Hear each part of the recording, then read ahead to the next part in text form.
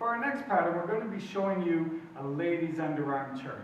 Now this is a little tricky. I'm going to show you the man's part first.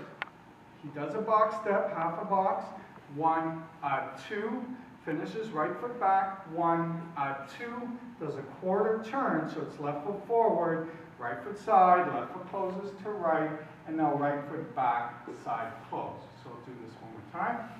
I'm stepping 1, 2, 1, 2, 1, 2, 1, 2. And now for the ladies' part. She starts with half a box and 1, 2. Now very important, she starts to walk around and 1 and close. Continues to turn, right foot, 1, side close, and finishes half a box, 1 and 2. So in essence, she's doing 3/4 of a turn. We'll show you one more time. Half a box, 1, 2, 1, 2, 1, 2, and 1, 2. We'll show this to you together.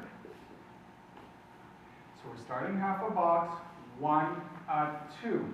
The man has to raise his left hand as the right foot goes back and she begins her turn, 1, 2. We finish 1, 2, 1, 2, 1, 2, 1, 2, 1, 2, 1, and 2.